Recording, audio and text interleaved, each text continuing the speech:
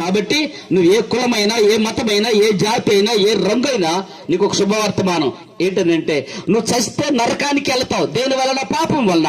ఆ పాపం పోవాలంటే యుద్ధులు కోళ్ళు రక్తం కాదు.